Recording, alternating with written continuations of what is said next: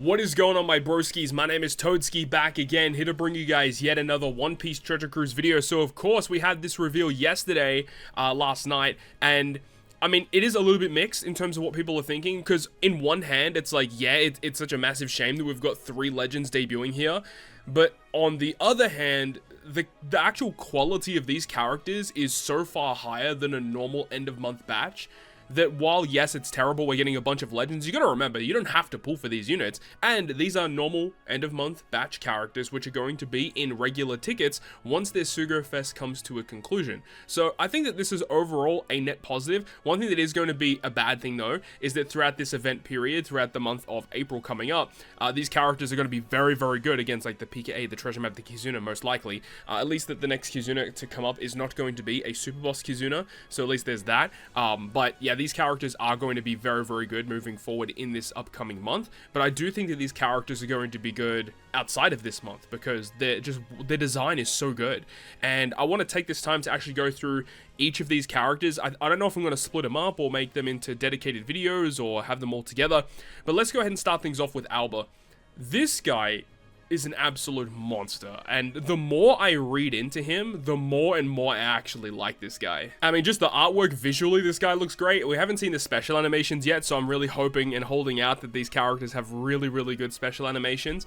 But we kind of alluded to a lot of the stuff that we'll talk about in the last night's video, talking about like how amazing the synergy is between this guy and versus Kaido. We're going to break all of that down so you guys understand what they're doing here, but obviously it would work well with other Zoros, would work well with other Kaidos, so let's go ahead and get into it, right?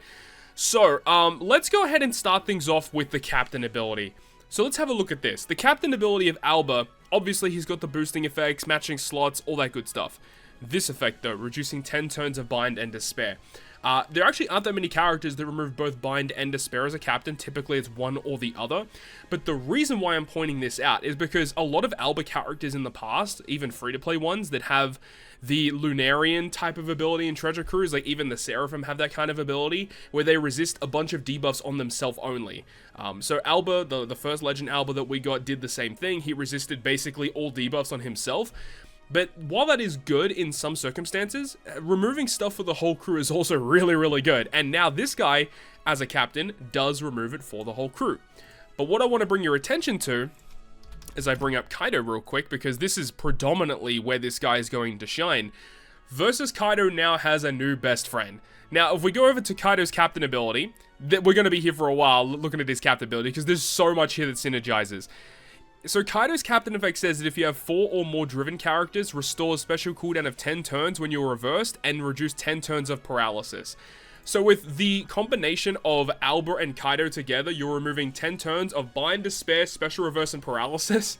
That's already freaking crazy, on top of other abilities, of course, but that's a fantastic combination right there. Great synergy between these two with their captain abilities with utilities that don't overlap, which is fantastic.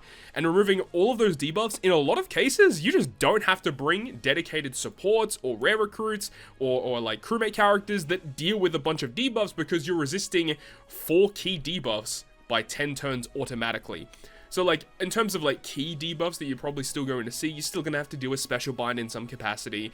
And another thing, right, is removing defensive effects. Well, Kaido, in his special ability, can actually remove up to 10 turns of Rainbow Shield and Damage Threshold. And then, of course, you have ALBER with his special ability. He sets enemies' defense to 0. Now, again, you might say, okay, he does reduce defense to 0, but it doesn't mention that it goes through full immunity. This is where we're going to go back to Kaido's captain ability, because I completely overlooked the fact that he had this initially in my first video.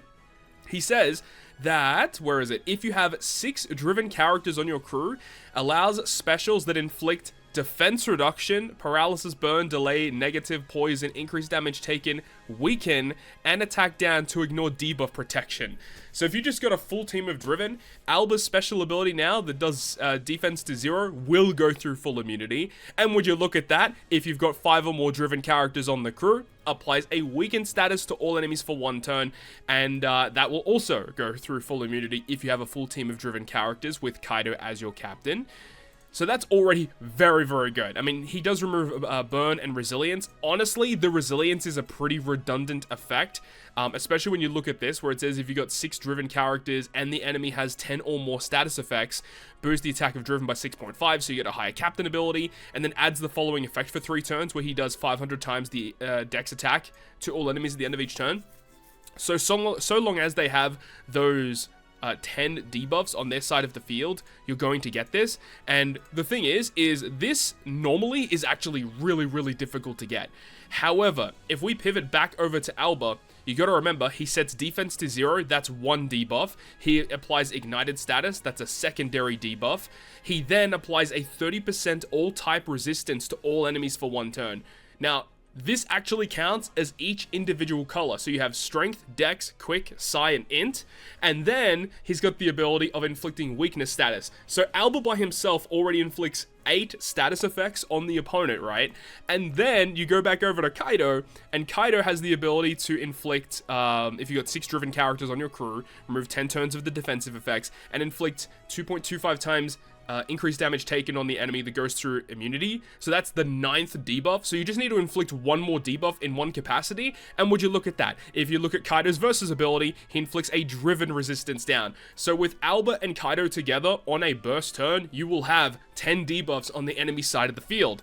Absolutely bonkers, man. Like, it's crazy how perfect they synergize together. Like, literally perfect in every single way. So cool.